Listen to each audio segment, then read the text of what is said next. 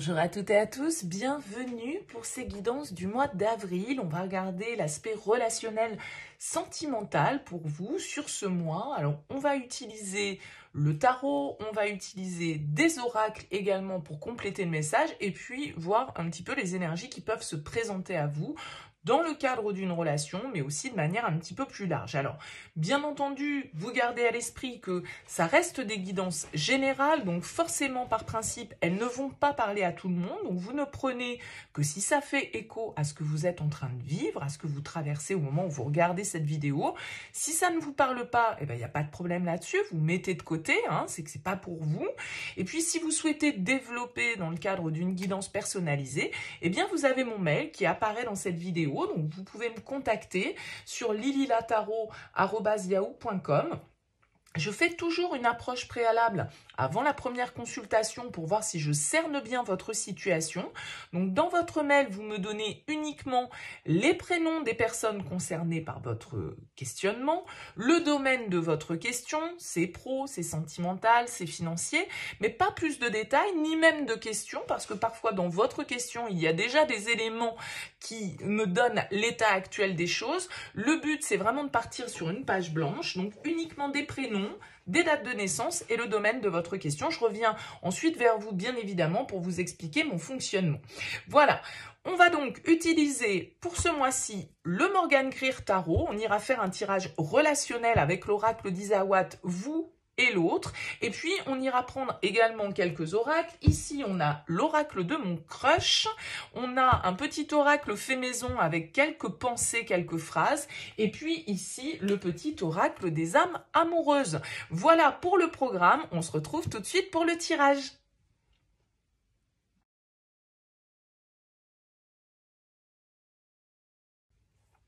Bienvenue les taureaux pour votre guidance relationnelle pour ce mois d'avril. On va regarder avec le tarot et l'oracle d'Isawat vos énergies, les énergies de la personne face à vous. Ça va donc sous-entendre que vous avez quelqu'un dans votre tête, dans votre cœur ou dans votre vie, ou que c'est quelqu'un qui arrive sur ce mois d'avril.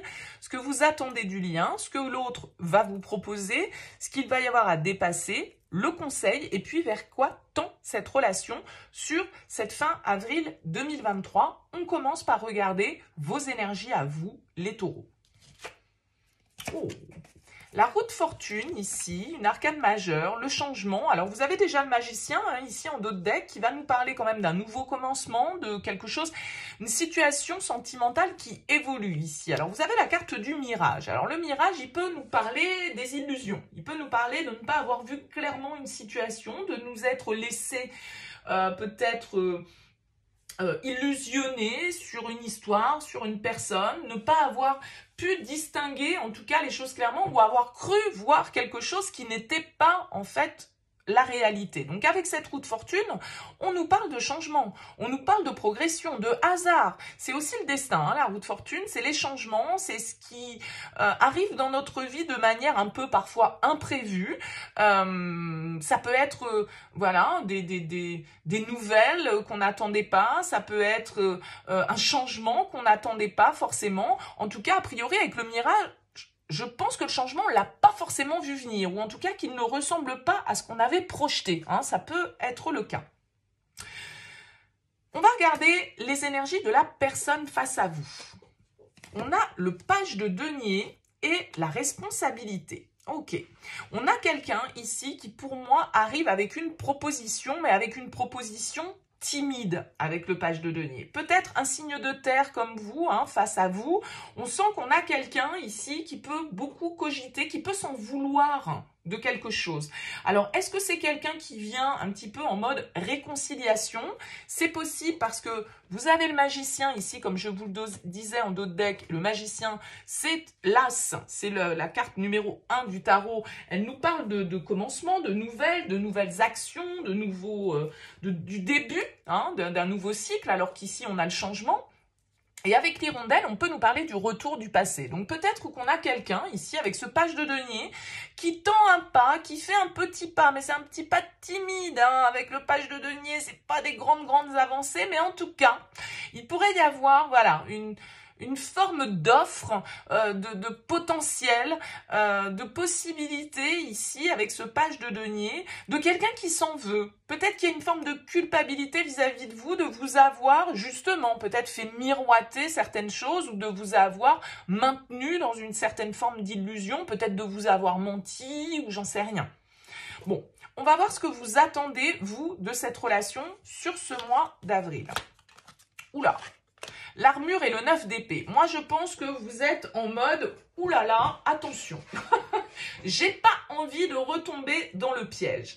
La 9 d'épée, c'est un peu la carte du burn-out, c'est un peu la carte de la crise. Vous l'avez en objectif. Donc, ça veut dire que vous voulez dépasser une situation qui a généré beaucoup de peur, qui a généré beaucoup d'angoisse, qui a généré peut-être beaucoup de négativité et beaucoup d'illusions peut-être, on l'a vu avec la carte du mirage, qu'on a pu prendre les choses pour ce qu'elles n'étaient pas. Et du coup, je pense qu'avec cette carte de l'armure, on est quand même un petit peu en mode protection parce qu'on n'a pas envie de souffrir. On n'a pas envie de se mettre dans une position un petit peu de torture. Cette personne, elle vous a peut-être vraiment fait souffrir ici. Elle en porte la culpabilité, la responsabilité et peut-être qu'elle vient dans une démarche bienveillante. Mais vous, je pense que vous restez en tout cas sur vos gardes. Vous voulez y aller avec précaution ici avec la carte de l'armure parce que vous ne voulez pas être blessé à nouveau et vous ne voulez pas retomber dans des tourments ou dans une situation un petit peu qui a pu être toxique, qui a pu être angoissante et porteuse d'énergie comme ça, un petit peu obscure, quoi, hein, un petit peu noire. Ok ? Qu'est-ce que l'autre va vous proposer ? La 7 de bâton et l'autre. Je pense que c'est quelqu'un qui peut être un petit peu insistant avec la 7 de bâton. Quelqu'un qui va vouloir convaincre, qui va vouloir défendre son point de vue, qui va vouloir s'affirmer, qui va vouloir un petit peu lutter, on va dire. Si vous êtes dans une forme de résistance comme ça, avec la carte de l'armure, un petit peu en mode protection, un petit peu en mode... attends, je vais voir ce qui se passe parce que j'ai pas envie de me faire embrouiller, j'ai pas envie de me faire enfumer. Vous allez avoir quelqu'un, je pense, qui va être un petit peu insistant avec la 7 de bâton, d'accord ? Ça peut provoquer un peu de lutte, un peu de tension parce que chacun campe un petit peu sur ses positions.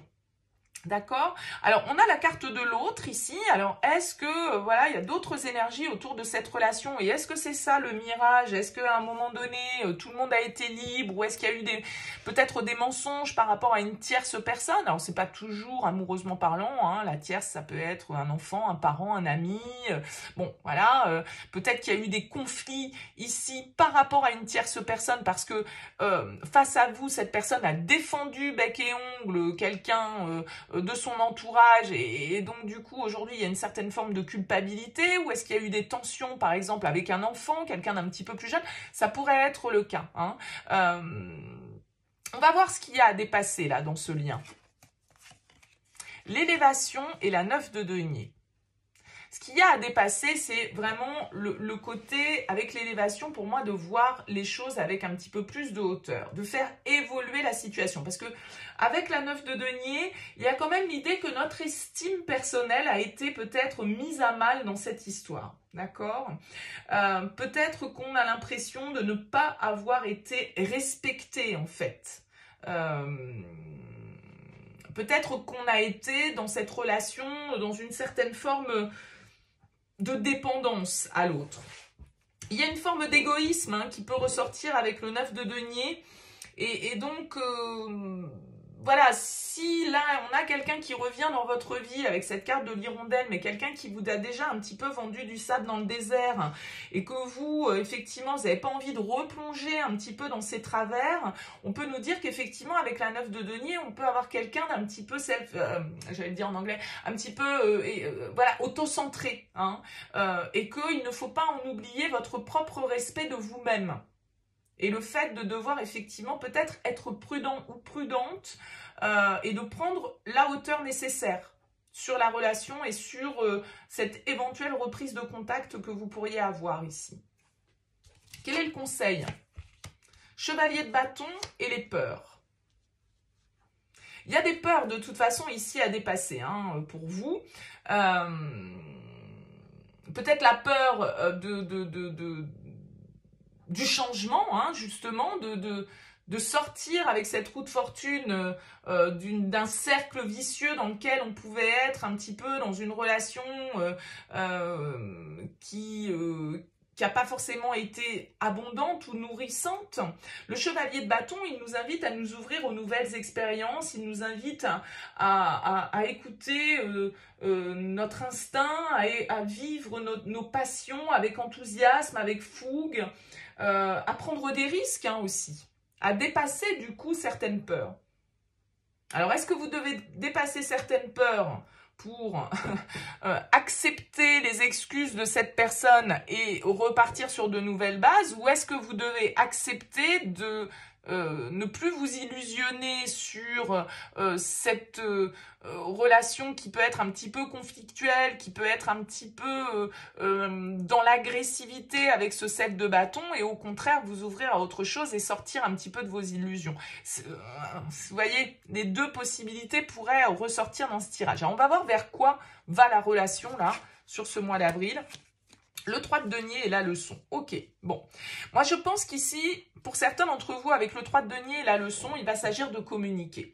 Il va s'agir effectivement, à un moment donné, de fixer aussi avec la carte de l'armure ses limites. D'accord? C'est-à-dire que pour moi, cette personne qui revient, il y a une forme de lutte, il y a eu des mensonges, ou il y a eu des choses où vous n'avez pas vu les choses clairement, il y a une forme de culpabilité de l'autre hein, qui revient sans doute, comme je le disais, avec des petites excuses comme ça. Je pense qu'il y a une communication et un échange qui est nécessaire. Avec le 3 de denier, on s'est peut-être mal compris, on n'a peut-être pas réussi à communiquer clairement, et je pense qu'il y a des leçons pour vous à tirer de cette expérience, d'accord? C'est-à-dire qu'il va pas, si on repart avec ce magicien, avec la même méthode, on obtiendra les mêmes résultats. Donc il faut changer la méthode pour obtenir des résultats différents, il faut tirer la leçon de ce qui s'est passé ici, et donc pouvoir communiquer clairement sur ce que l'on veut construire ensemble. Qu'est-ce qu'on veut construire ensemble? Est-ce que on a bien la même vision des choses? Parce qu'avec le mirage, vous pourriez très bien avoir perçu des projets qui ne sont pas réellement ceux de l'autre. D'accord? Donc, la communication va être importante ici, et peut-être ne pas avoir peur justement de vous affirmer et de dire ce qui vous semble juste pour vous, pour que les choses soient claires une bonne fois pour toutes par rapport à la relation, et qu'on n'ait pas peur peut-être d'affirmer une certaine forme d'autonomie, une certaine forme d'indépendance, une certaine forme d'égoïsme qui peut être bon peut-être, parce que chacun a peut-être besoin de son indépendance ici dans ce lien. Bon, à vous de me dire, hein, les taureaux, dans vos commentaires, n'hésitez pas à me dire comment ça vous aura parlé. On va poursuivre avec les oracles. On va voir... on va prendre 3 cartes de l'oracle de mon crush, alors qui est plutôt un oracle qui peut s'adresser aux célibataires ou aux relations un petit peu récentes, mais on va y prendre un message voilà, qui va pouvoir peut-être parler à tous. On prendra également une carte du petit oracle des âmes amoureuses et une carte d'un oracle personnel que j'ai rédigé. Ce sont des petites phrases, des petites pensées. On va voir comment tout ça fait écho. Allez, pour vous, les taureaux, pour ce mois d'avril.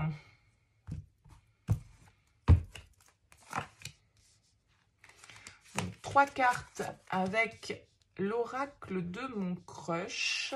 Hop.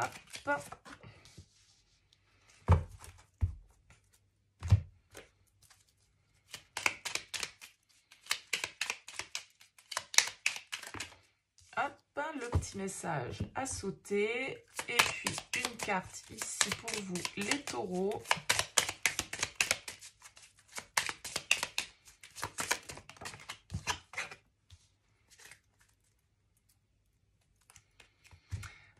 Alors, qu'est-ce qu'on a ici? On a la prudence en dos de deck de l'oracle de mon crush. Malheureusement, tous les indicateurs sont au rouge. Attention au drapeau rouge. Donc, vous voyez ce côté un peu armure, prudence. Il y a l'idée là effectivement d'y aller avec précaution. De déjà bien établir la communication. Encore une fois, c'est ce qu'on disait tout à l'heure. On a la blessure. le one night et la séduction. Bon, là, vous pouvez avoir, pour certains d'entre vous, alors ça peut faire écho à ce tirage du tarot, parce qu'on le disait, avec le page de denier, c'est quand même quelque chose de timide, hein, c'est un petit quelque chose. C'est peut-être quelqu'un avec qui vous avez vécu une aventure. D'accord, quelqu'un, il y avait la carte de l'autre, donc peut-être quelqu'un, voilà, qui est un peu volage, qui est un petit peu instable, qui s'en veut peut-être de vous avoir trompé, de vous avoir caché des choses. On avait la carte du mirage, on s'est fait illusionner à un moment donné par rapport à une relation.